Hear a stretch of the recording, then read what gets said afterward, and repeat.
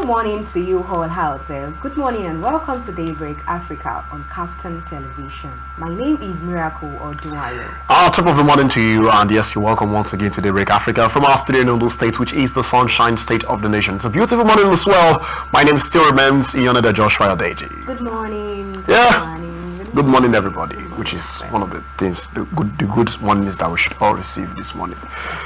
It's not a bad morning. It's not a bad morning. I hardly have bad mornings in the actual sense. At least I come on set hand. The only thing that just annoys me some mornings is it's just maybe one or two things here, there. Like, oh, I woke up at the wrong side of the bed. What? So because you woke up on the wrong side of the bed, I don't believe in that nonsense. I don't believe in that. So I don't know. Some people even blame their bad days on waking up. Not even waking up. The first person they saw in the morning. They saw the kind of soap they used to bath. Superstitious stuff. Some even you know the worst of it is those that blame it on their zodiac signs and say, I'm coming. And then they say, wake up, and their days wake up. I beg. That is just like you just not it. Like no. Maybe you didn't sleep well. Maybe you slept late. Maybe you didn't take enough water. Even if you drank enough water and all those kind of things. I shadow that no matter how bad your morning is, you won't slap a military man. Exactly. So definitely you don't really have a bad morning. You have a bad morning. So whatever you're waking up with or whatever, just put your pocket. Your pocket first, and just do the work. I woke up at the wrong side of the bed. Sometimes, emotions play very big cards on us. Maybe you woke up in the morning and you don't have a penny in your account, or you don't even have a penny in your account. You feel that penny part. That penny part without a penny in your account. There's a way it makes you angry. Normally, like you are broke. What kind of life? It makes you sick. Normal. You cannot be sick. Why are you not talking? No money can make you be an introvert. You don't know what to talk. It's not possible, bro. But the truth is, when you just say a lot, you just keep speaking. Exactly. But then, you are in that mood. Yeah, but no matter what the whole mood, the whole emotions comes to play, everything that surrounds that, I still believe there is an equilibrium. What needs to be done needs to be done. It's not about how you feel. That's why I do tell people sometimes follow your heart, follow your passion is a scam. Love what you do. Do what you love, rather. You need to do. Do what you need to do. Whether you feel like it, you don't feel like it, do what you need to do, because the world actually sometimes could even depend on that thing which you need to do. So it's not about your feelings. Do what you need to do, which is very, very important. Very important. Say, even down to even marriages, they'll say, I don't feel like I love you today. That is the reason why many of them goes to divorce. But the truth is that if you begin to take your marriage as a duty, you understand one thing: do what you need to do. The same way you take your job, not because you feel like it, you don't feel like it, doesn't mean you want to just quit your job and just leave anyhow. You need to do what you need to actually do and just turn up for it. So maybe the word for today, this morning, is for someone out there: do what you need to do. Very, very important. Your emotions. I would have used the F word, but I don't want to use the F word. If I'm on social media, I can use that to you. But no matter how you feel, no matter your mood, no matter your emotions that morning, you have to do what you need to do. Do what you need to do. Turn up is very, very important. Turn up big time. When I'm talking about turn up, also tune in, because Daybreak Africa today must be very interesting. Definitely, it will. Because we'll be touching some things that many won't want to touch in the actual sense on Daybreak Africa, but today we'll touch them. And so please stay with us, we'll be right back. Welcome back to the show. If you just joined us, it's still Daybreak Africa, and yes, it's time to go back into our discussions for today and kickstart, our discussion for today. Actually, if you've been following the news for the last 2 weeks, if you are looking at the queues that is actually spreading across the nation, especially for those looking for cooking gas to buy, which is the LPG, it turns out that due to the tete-a-tete, the little fracas between Dangote Group and Pengassan, which happens to do with the petroleum and natural gas senior staffs of Nigeria, the association actually, the little fracas they had, where Pengassan accused Dangote of laying off over 800 workers in his Dangote refinery and replacing them with Indians, which is an aberration towards the Nigerian labor laws. And as well, they weren't so happy about it. Though many have come out to talk about the fact that it's political and all that. But then this issue lingered for some time, in which Pengassan ordered their brothers to cut oil supplies to Dangote refineries, even closed down the refinery at a particular time, until the federal government stepped in, requested Dangote to, channel those staffs to another department in his Dangote group of companies, and then look for means around it. And even the courts restrained Pengassan from taking any action, further action against Dangote refineries. But then the issue seems long gone, but still the queues has not stopped because of it has affected gas prices. We saw this morning that Dangote was even talking about the fact that he wants to reduce the cost of gas from 810 to 760 naira. Well, we are still looking at the whole issue as we speak and its impact on the present and the future of the oil and gas industry in Nigeria. To discuss with us today, we have a media personality with us who is also a political analyst in the person of Alaba Adeyemi, joining us all the way from Akure. Welcome to the show, sir. Thank you very much. Thank you very much. It's good to have you on the show. Welcome, sir. All right, let's delve straight into our discussion for today. Now, you saw how the whole Dangote refinery and Pengassan issue transpired for the last 2 weeks, and then the federal government stepped in to where we are today. But let me ask you first, how do you feel that Pengassan, delved into a matter that is happening with a private-owned company and not a government-owned company, which actually embodies many of these associations, from your own perspective?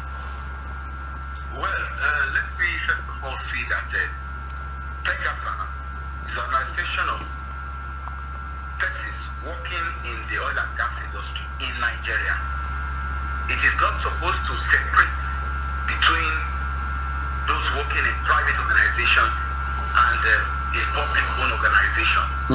They are working in Nigeria, contributing to the economy of Nigeria. Many of these persons are Nigerians, and they are supposed to pay taxes as Nigerians. So the fact that an organization exists and it is all-encompassing, it's not a crime on its own. And there is no law that says that workers in private organizations cannot join associations. But joining associations must be a fundamental right, as in something that you can do or decide not to do. You're not supposed to be coerced to do it. True. That is the first thing. Now, a Dangote refinery is a Nigerian company operating within the borders of Nigeria and is making profit in Nigeria. So the idea of Pengassan wooing members of staff of Dangote to join them is not a bad one. Where it becomes a problem is when they are being coerced to do so.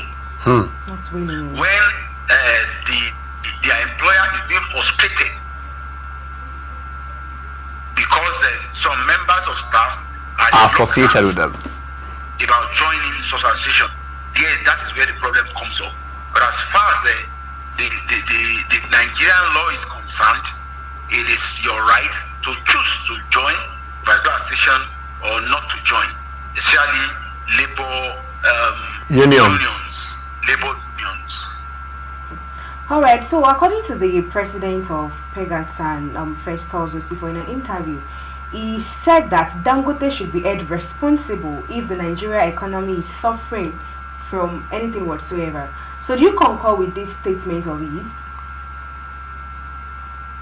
Well, unionists are very verbose in their choice of word, in their diction.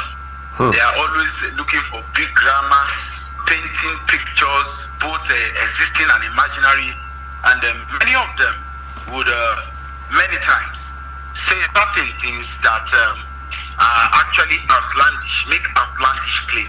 It is not a bad one for them to make such claim. It is one of the ways through which the politics of unionism is played. So it is not a bad thing for him to have said that, but actually the economy of Nigeria existed before Dangote was born. There was in Nigeria. Before he began to do business in Nigeria, there's in Nigeria. If he decides not to do business again in Nigeria, there will still be Nigeria. But to now say that if the economy suffers, two persons are fighting. One of the parties is now saying that if the economy suffers, the other person should be held responsible. What about you, who is making the claim too? who more or less grounded the activity of a particular private company. So just consider that as the regular thing that the labor unionists will say. They are regular so-called tariffs. That's the way I consider that statement. But then let me ask this in the actual sense. Now, and this has to do with the law that actually guides operations in Nigeria, especially when it comes to the private-owned companies and federal government companies. In the actual sense, we know that ASU as a body, operates, and many federal universities in Nigeria are attached to ASU. But then, whenever ASU are striking, we all know private universities are always very operational because most of their lecturers are not clearly a part of ASU. In the same with bank workers of private-owned companies and the likes. Many of them are now associated with the national of their union. Many of them join unions according to their own free will. But why is the case of Dangote and Pengassan different? In the sense that Dangote is a private company, it's not the refinery of Nigeria, it's the refinery of Dangote, a private entity. And yet we have workers within this company that are affiliating themselves to Pengassan, and Pengassan is, through a protest, is almost dictating an activity within Dangote's refineries, and that has to do with his workers. Because I feel a private owned company should have the right to hire or fire anybody that they feel is not doing exactly as they are supposed to be doing within their company, or maybe they are not being effective enough. Now we know it's something scary, 800 workers at the same time and all, but then to a very large extent he might have his reasons. Why should Pengassan be so involved? From your perspective, how do you see that light in the way they operate in the Nigerian polity? Let me say this, that on the face value, private organizations, workers in private organizations don't join union because union are supposed to be voluntary in the first instance. Okay. Nobody is supposed to force anybody to join a particular union. Even Agberos, the drivers and the other ones, there are about 3 to 4 unions in Nigeria today. There's the NURCW, there's the RTAN, return, and the one they call road, off-road.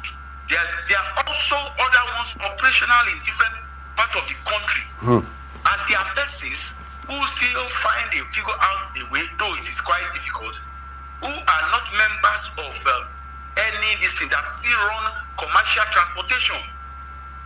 Because in the first instance, it's supposed to be voluntary. No private institution has a right to prevent a willing member who wants to join an association from joining, whether it is Dangote or anybody. If I work for a private organization and I want to join a particular union that will take care of my interest, I should not be coerced not to join. If I also don't want to join any association at all, even if they exist in millions, nobody should prevent me from doing what I want. There are journalists who operate in this country who are not members of the NUJ. Nobody is forcing them to join the NUJ. You understand what I'm trying to say? Yes, sir. And no employer should also prevent me from joining the NUJ if I work for a media organization. That is the basis for this discussion. Because, but the idea that an organization will wake up one day and insist that all persons that work in a particular company must join them is an aberration. An idea that everybody or anybody who works for an organization that decides to join an organization must be relieved of his job, except if it's expressly stated in his letter of employment, is also an aberration. Because why am I making this clarity? Is the fact that for now our country is under stress. But Dangote is not the first and the last private person that will build refineries. Other refineries will be built. And are being built currently. We are laying a precedent. Tomorrow, when other players come into the league and begin to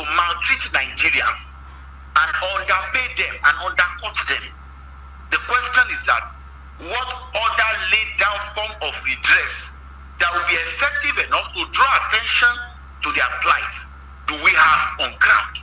BUA is building a refinery that will be ready next year, a very huge one in Akwa Ibom. And there are other modular refineries scattered across the country. So I must say that as we fight this fight, we must not fight it with our eyes closed. Dangote is not the Nigerian government. Dangote is in that business to make trade, to make profit. Nobody should stop him from making profit. But we must also monitor after this incident to ensure that Nigerians are not being cheated out of their rights because a gentleman decides to start an oil refining business. Alright, speaking about other refinery, as you mentioned earlier, do you think it's possible that this issue between Pengassan and Dangote refinery can result to a temporary suspension of unionism in petroleum? I'm not talking about other sector now, but in petroleum. I do not think unionism should be suspended. I do not think people who want to join unions should be allowed to join. But no union should coerce any Nigerian to join them. People should, as far as it does not affect the profits of the owner, and it does not affect the speed at which their job is being delivered. Okay. People should be allowed to join the association. You see, we must be very, very careful. As a country, we must be very, very careful. People sometimes come up with fantastic sounding ideas that are not well thought out. I know that you must have had some persons who come up and say some people are building churches, they are building mosques instead of investing in industry. If a man is an imam, his job is to gather Muslim faithful and ensure that they have a place to worship. So if they are faithfuls worshiping and rain is falling, they should, because somebody said there's no industry in the country, people should now be worshiping under the rain. No, it is the job of entrepreneurs to start businesses. True. It is the job of religious leaders to ensure that worshippers get a place to worship. These ideas will sound fine, but when we test the waters, you will now find out that the waters we are trying to test is crocodile infested. The people shouldn't have been sacked if they willingly joined that organization. But we are speaking like this today because Pengassan appears to have twisted the staffs of that company to join them. That is why there's a topic here now. And I once worked in an organization where after I'd been employed and I had worked for months, the owner of the place suddenly began to choose which organization in my trade I could join and which one I could not join. So I spent 2 more months in that organization before giving them my letter, because you have no right to stop me from associating with people of like minds, and those people of like minds has no right to also force me, coerce me, bamboozle me into joining an association I don't want to join. So out of those 800 engineers that have been sacked, how many of them actually wants to join Pengassan? And how many of them actually just want to go to a place, end their deliberate, and go back to their wife and children? The man who wants to be left down for Gedege, like Yoruba man would say, should be allowed to do so. The man who wants to associate with people of like mind, we must not now begin to speak as if these associations don't do anything. We must not now begin to speak as if these associations do not have benefits that they bring. Many of these associations have training and retraining programs. Many of these associations gives you leverage to know where there is a better offer somewhere, and you can move. Many of these associations will rally around when you are in problem, and these private organizations abandon you. they will rally around and support you. We must not now begin to speak as if the station don't do anything. We must not now also begin to speak as if a private entrepreneur owns the country. That without him, that the country will not survive. No private person that establish a company is establishing it because of God. They are trying to establishing that company to make profit. Profit, yeah. No association has the right to prevent a private owner from not making profit, from making profit. And everybody must know its limits. And that is where regulatory agencies of government and government themselves come in. The government did not do well enough by allowing that problem to fester. They are now playing the hero now by stepping in when Nigerians were. So you feel the government intervention was late? And I hope, sir, before I conclude this my answer to your question, and I hope, sir, that by engaging Indians out of instead of engaging Nigeria, that Dangote in this process is not preaching our labor law, because there's a percentage for local content. If he has sacked Nigerians, the total number of engineers in Nigeria are not 800. There will be more. So he should have looked for Nigerians and put it in their document that in my company I don't want my people joining association. This particular association, maybe you can join that one. That company where I resigned because the man asked me to come and sign a document after months of employment. There are persons who were there when I was there who are still there now. If they are comfortable with the system, they can sign such documents and continue to do their job. I hope that Dangote refinery is not breaching Nigerian law.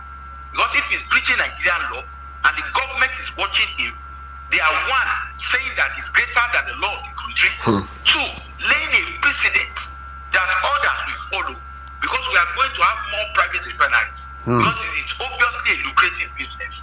And I know that some other persons will come into the system and want to do the same. That's my position.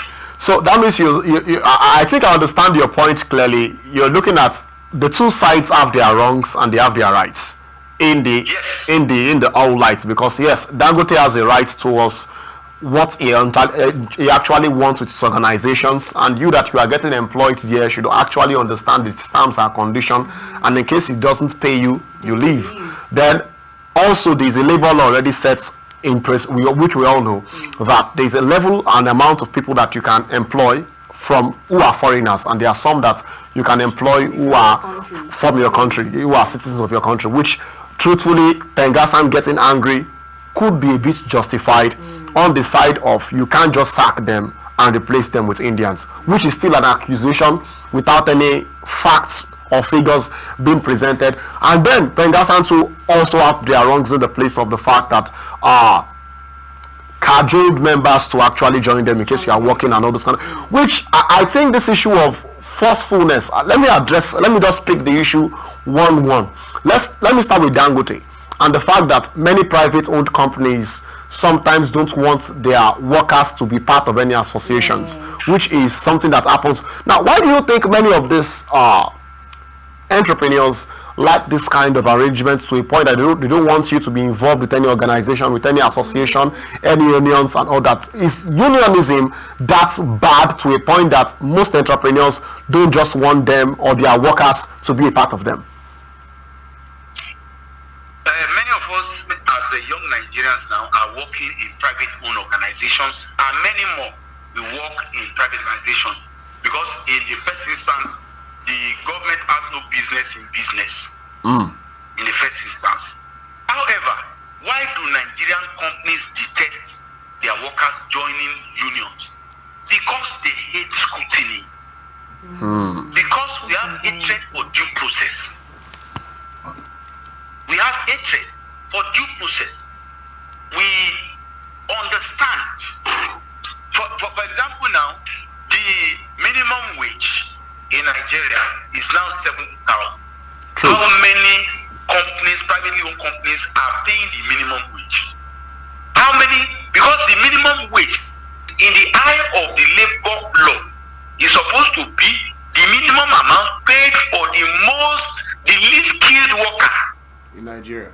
That is the one who didn't go to school, didn't learn a trade, who is doing a job that does not require any form of training to do, maybe opening and closing gates or sweeping the floor.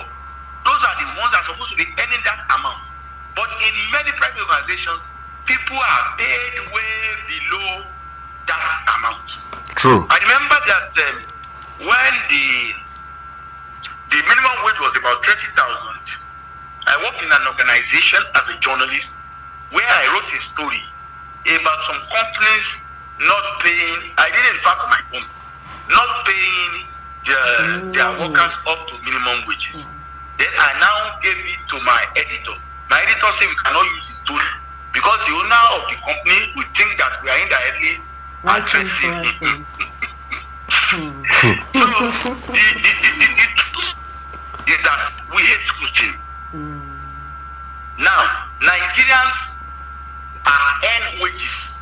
And what does wages mean? That you work for me from morning till evening at least 5 times a week, and that's what you get at the end of the month. Many of them don't like that scrutiny. Another thing is that many of family practices, in many places, people are employed for one job, but are deployed to do 5-6 jobs. So naturally, such persons will not want you to. People are being owed salaries for months. I once worked in an organization where people were owed for 6, 7, 8 months. So, you know, if they were member of the union will rise and fight for their cause. But the problem now is that they don't want them to join that union so that there will be nobody to fight for them. Even if they are talking, nobody will listen. In particular, and private organizations in Nigeria operates under different guises. I will tell you about a particular telecommunication company in Nigeria. The telecommunication company has now changed name. I guess that it's still existing, but maybe under a new name. Probably a new name. We investigated their story. They were owing people who work for them across southwestern Nigeria about 9 months of salaries. Wow. Now, 9 months. But those ones cannot ask for their distance directly from the company they work for because the company contracted out their employment to a different organization. That is one. And more than half of them do not have employment letters. What they do is that they employ you first, you are working, and then on the 26th of the first month, you get your salary. On the 25th of the next month, you get your salary. On the third month, maybe on the 27th, you get your salary. You are comfortable that as far as your salary is being paid, and you can enter the office, sit behind the table, you don't need to ask. But by the time it is the 5th or 6th month, they begin to owe you. They owe you for a very long time, to the point where you will be frustrated. Then when you go to ask the man who interviewed you for the job, he will tell you that the ball is no longer in his court. That the ball is in the court of the man who lives in Kutuwinji or Fernando Po. Another time is that you that don't even have letter, an ID card, how would you prove that you are even an employee? You could as well be somebody operating a POS joint somewhere. So if you say I have the cap of the company and I have the vest too, I used to go there every day. They would say it's vest and cap, any random person can print it. So this is the reason private organizations, it's because they want to cover something like that. Many of them don't allow the members of their staff to join any association. Alright, before I move to the other question, we'll go on a short break now, and when we come back, we'll continue with the discussion. So stay with us, we'll be right back. Alright, welcome back to the show. If you just joined us, it's still Daybreak Africa, and yes, I hope you enjoyed GoStart, and yes, I hope you learned one or two things, and I hope you're going to do something with what you learned from GoStart. But now it's time to return to our discussion. We're looking at the issue of Dangote versus Pengassan, and analyzing its impact on the present and future of the oil and gas sector in Nigeria. And we've been having a very beautiful discussion with Alaba, Adeyemi, who has joined us online from Akure, a media personality as well himself, also helping us and bringing light to many of the things that has to do with, unionism and many private organizations in Nigeria.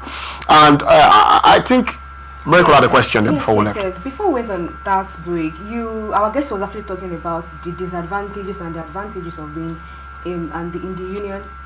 Joining unions, yeah. Yes. So my question now is, where should the balance be struck? Like, since we have the disadvantage, we have the advantages. Some people actually believe in unionism, and while some private organizations feel like, oh, I don't want my workers to be a part. So where should the balance be struck? The balance should be very simple. If you own a private organization, you should concern yourself with, is this man I have employed capable? Is he showing up at work as at when due? Is he doing his job well? You should not concern yourself with which union he has chosen to join. But if you hear that your member of staff is being coerced or forced to join an association, then you have a right to defend your employee because he worked for you. However, no one, I repeat, should force anybody to join a union, and no one, I also repeat, should disallow anyone who works for him who wants to join that union to join. For example, if you say I cannot join a union, but before I begin to work for you, I came from a private organization, a different private organization, and I belong to a union. For example, let us say a radio station. I was working at a radio station before. I was a member of the NUJ. Then I moved to a new one, and the owner now said that having employed me, having been productive, and say no, I cannot.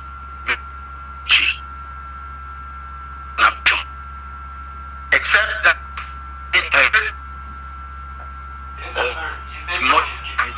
he has no right to stop me from joining that particular organization, that right position. People should willingly be able to say, I want to belong to this trade union, or I do not want to belong to the trade union. All right, let me ask this actually in the actual sense as we progress gradually on this. I want to leave the issue of unionism and private owns and just delve into what's happening with the oil and gas sector currently. But before I do that, let me ask one question about unionism, because I saw a post from someone saying unionism is killing business in Nigeria.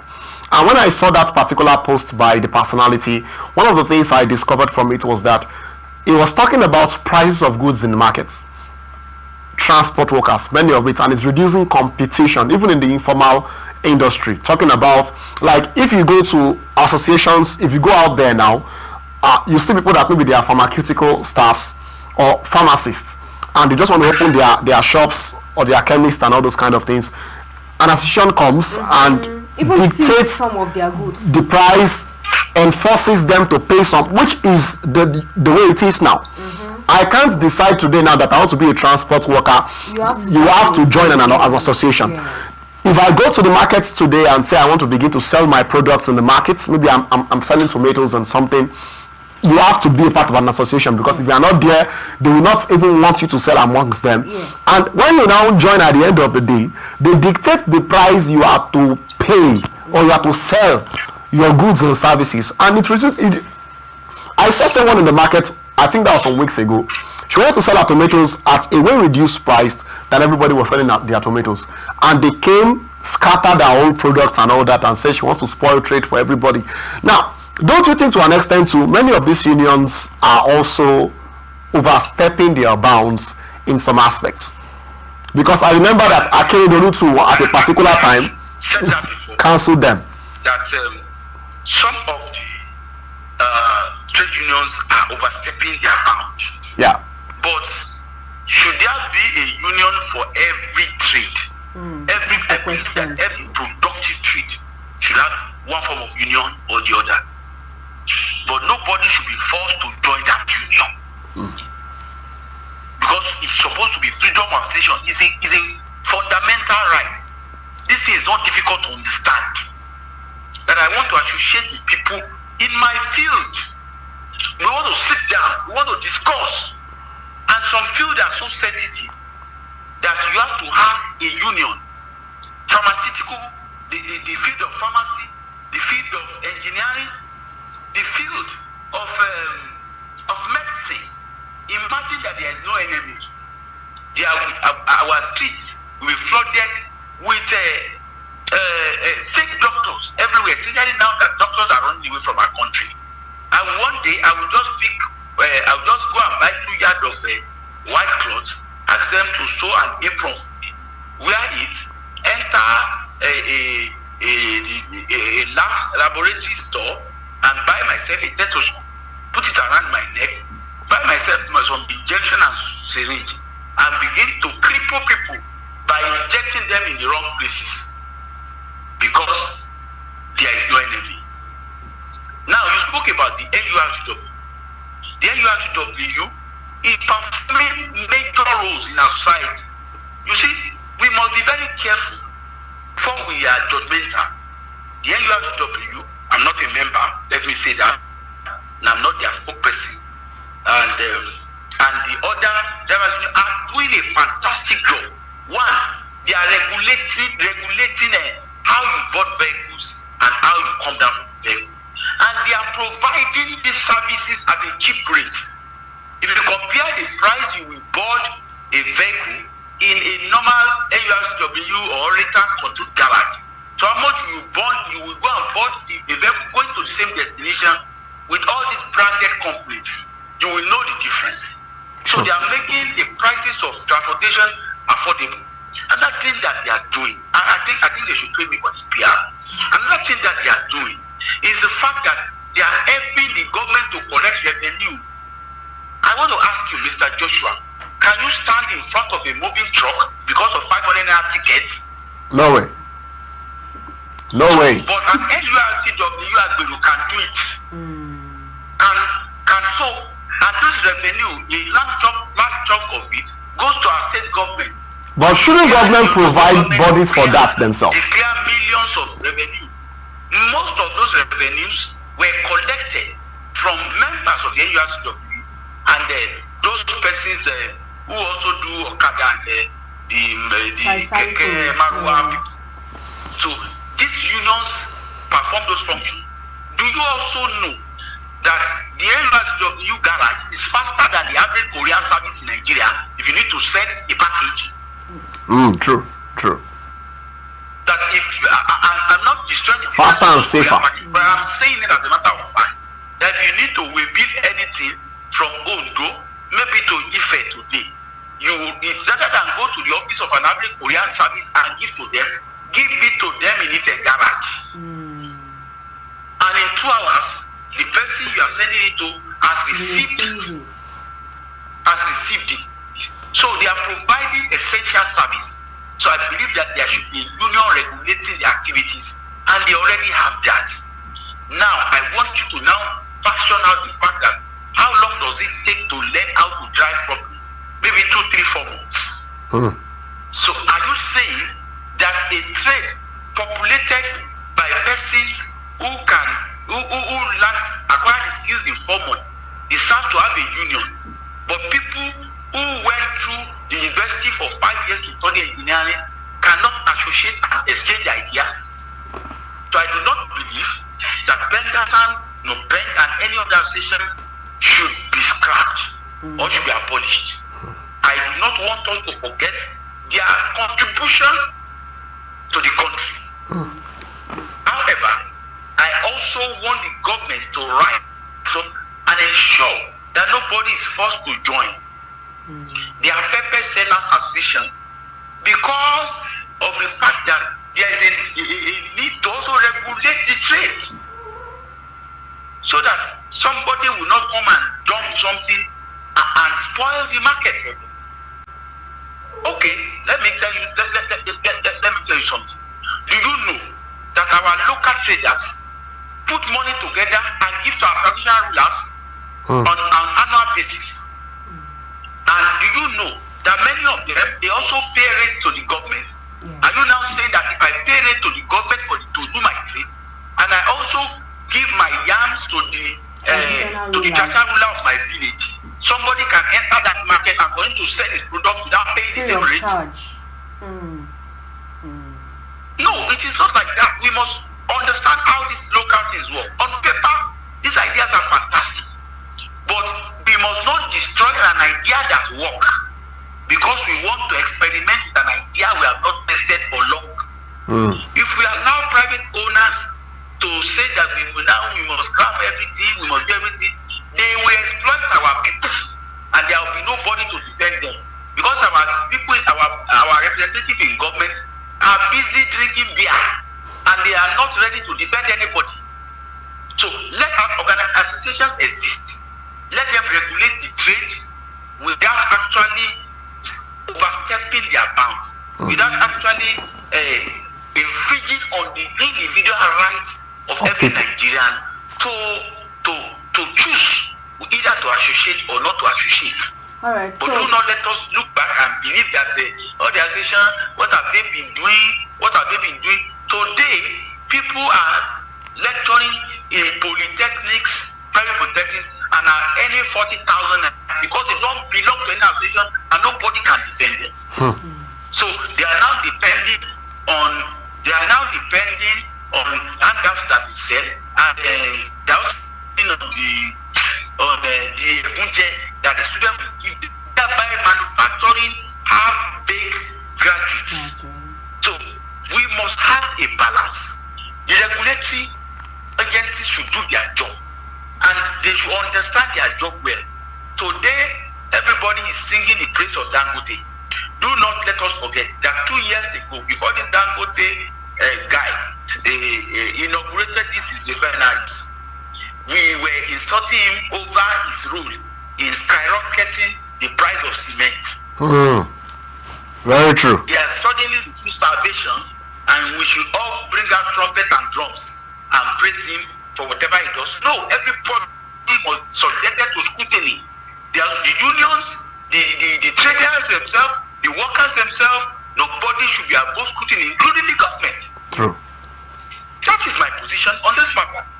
Alright, so speaking about scrutinizing companies, people in general, the other time you mentioned the fact that a lot of private companies do not want to join the union parts because they don't want to, maybe let's say they don't want to give check and balances, they don't want them to be scrutinized, they don't want to give accountability. So how can Nigerian private workers now who are working with private sectors, how can they express their rights? How can they express their displeasure about what is going on in their company without losing their job? Because we've seen organizations whereby when their workers talk, they will just fire them. Or like compared to government workers, they go on strike sometimes, they protest, they still have their job. But when it comes to private sectors, you see people saying, I don't want to lose my job because if I talk, I might lose my job, I might get fired. So how can Nigerian worker who works in the private sectors express their rights, express how they feel about what is going on in their company without losing their job?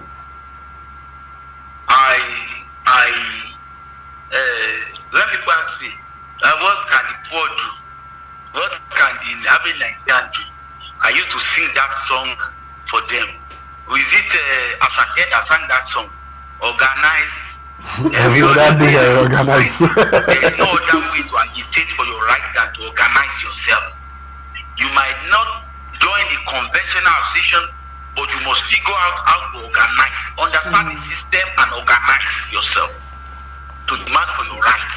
Every day you organize. Can I tell you something? We once worked with,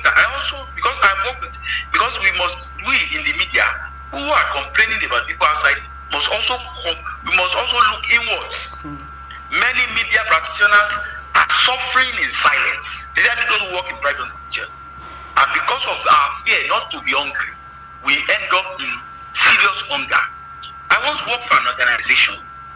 The organization was paying us to their credit, but they did not give us a letter. Neither did they give us an ID card. We were working, we were suffering, we were scared. The man would come in and ask us certain questions. We organized ourselves and we demanded that we be issued a letter. I was the one who spoke that day, and he said I was rude. And because he didn't give us, the owner of the place didn't give us a letter. One day, we just basically stopped working. Everybody stopped working. In one day, everybody stopped working. In one day. Because if you don't organize yourself, no slave master will allow his slave to go. People will degrade you, will use it to mop the floor, threaten your life, ask you all sorts of questions, raise demand. I also work in another organization. The organization I told you that they brought a paper for us to sign that we not do. It got to a point they were bringing different kind of contract every week for us to sign. For us to sign, they would say this is we should also sign this particular one and collect it. No. We know they do that one for you. It got to a point. Because our people must learn to organize. It is not only by strike, organize to lobby. Maybe people organize to celebrate. If you have goats now, and you want to kill, you want to do pepper soup in your backyard, you organize. You organize. Boys who they are street boys who are very good at helping people to organize that one. Thank God that you are in Undo. If there's a stray locally that you want to kill, you organize. You organize boys. Right, they will join you. There are those ones who are very good at doing a song with it. Those who are good at frying it. Everybody will play a role. And there are those ones who will just sit down and be greeting you. They are part of the struggle. Every struggle for any form of freedom or advantage takes some level of organization. People will come together. You will cross-fertilize the ideas together. Reach a particular distance and set your goals clearly. I used to tell people. Then there are goals that are merely pursuits. There are those ones that are achievable.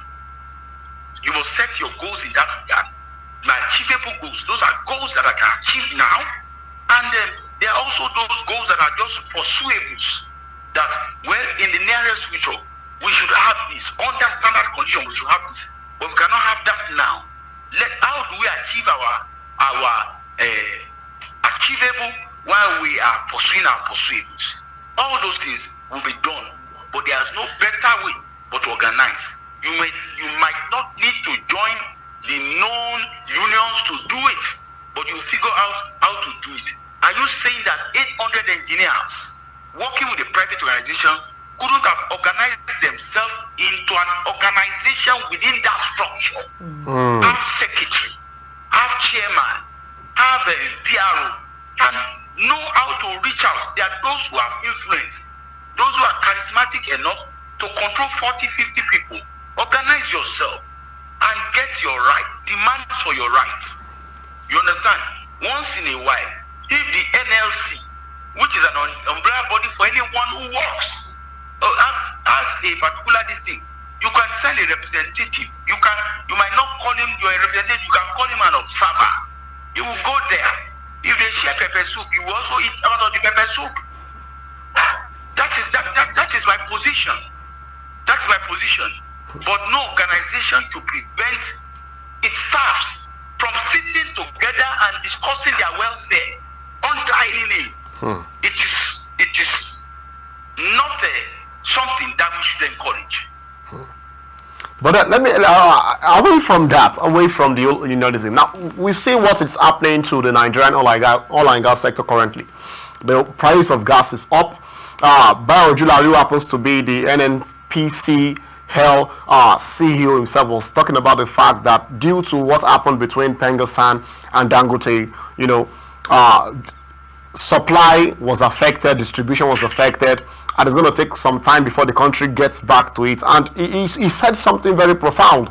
He said some that even have gas in their companies and are able to sell are holding at this particular time, and it's not helping as we speak. That is to say, protest of this level, if it extends for a week, it can cripple the whole country's economy. Now, what does this mean for the oil and gas sector of Nigeria as time goes by? The average Nigerian politician is very good at throwing people under the bus. There is a regulatory body, not just one regulatory body, regulatory bodies for the petroleum sector. We should be asking them what did they do before that thing snowballed into the strike. That is one. Their law enforcement agencies, what did they do? We have an Attorney General of the Federation, what did he do? We have a president, what did he do? We have a Minister of Petroleum, we have a Minister of Labor. What exactly did they do to stop this? This thing, we should not be talking as if this thing just happened like a miracle. We never planned it, we never saw it coming. People are getting paid millions. People are getting paid what some people earn in 35 years of service to be ministers, and they are not doing anything. In other countries, the Minister of Labor should have resigned.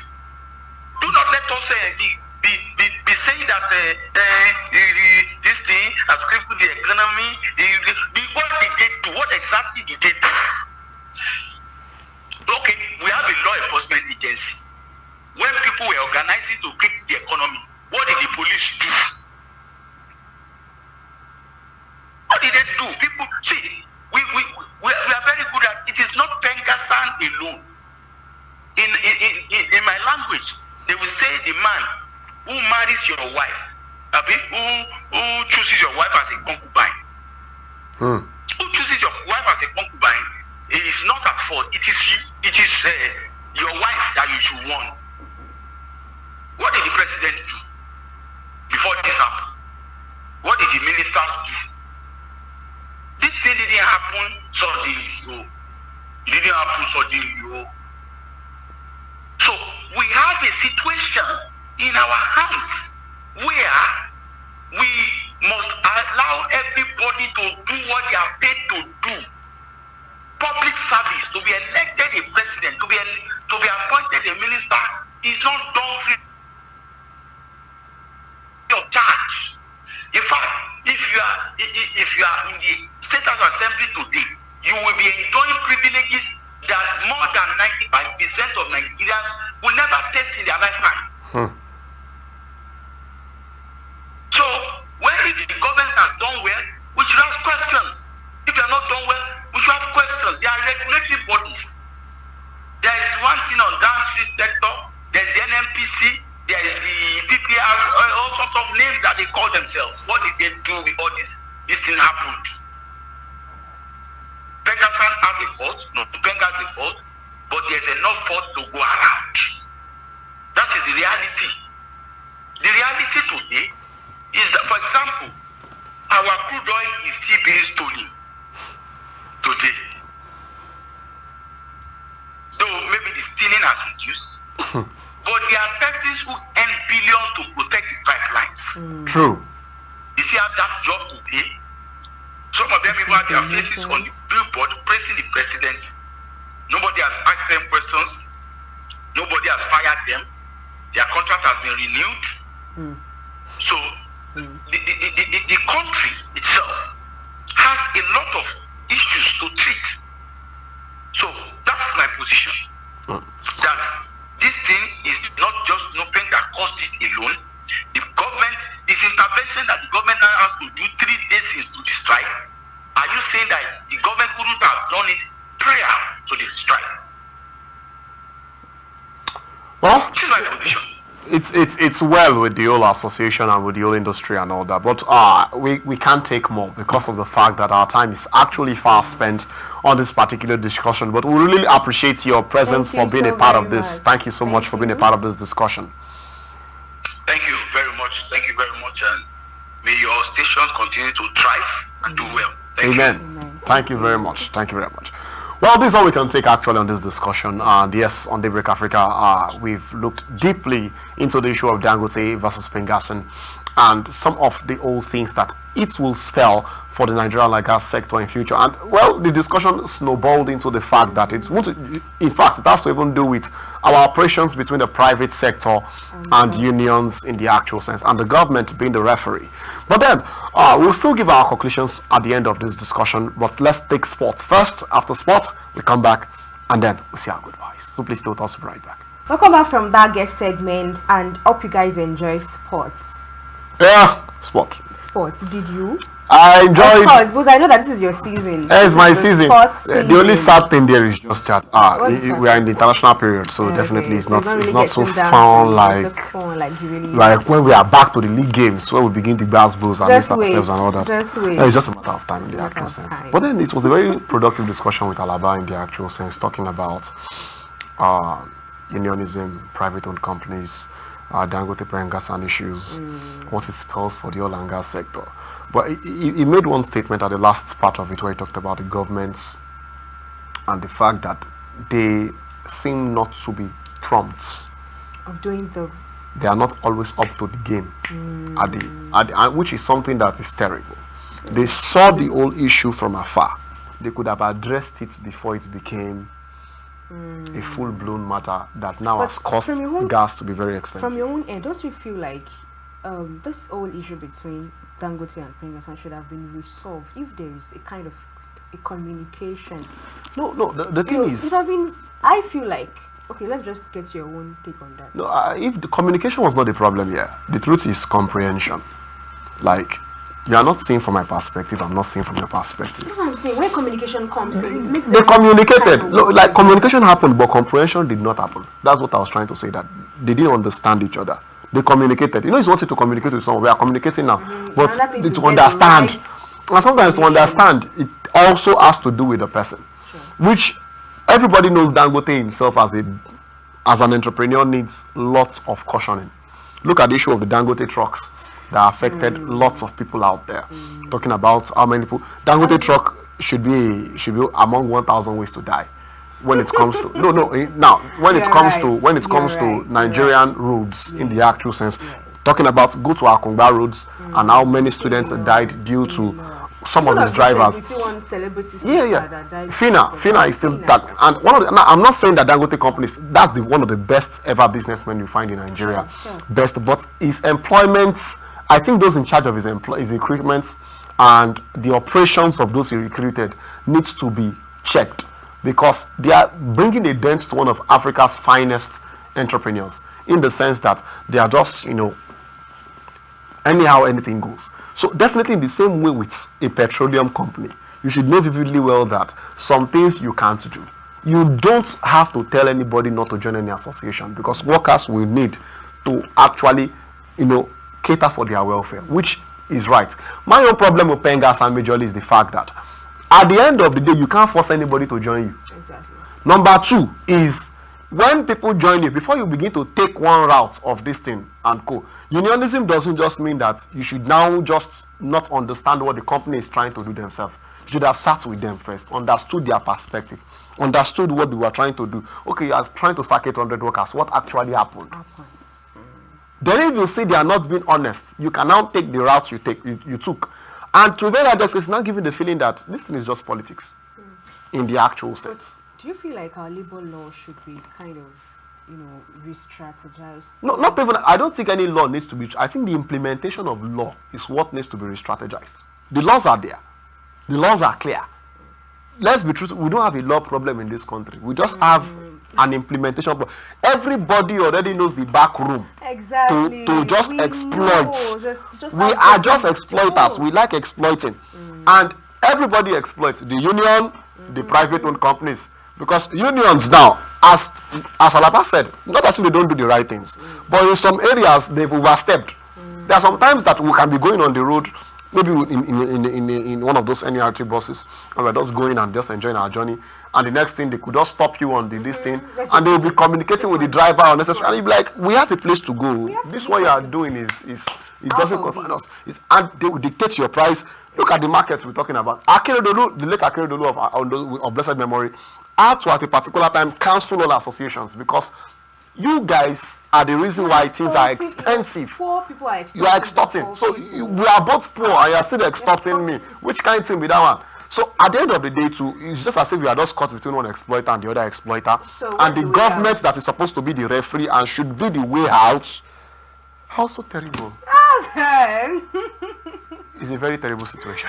Well with her. It is well with But to a all very large extent, Nigeria. it's well no, I think to a very large extent, one day when things just either scatters So we will all adjust ourselves. I think we need to elect better leaders now, not just the president, across all levels. People that will be more concerned and you place the right demands on them. Because if that doesn't come to play, exploitations will keep happening. It will keep happening, and it's going to be terrible. But well, let's just leave it. Yeah. Let's just leave it there.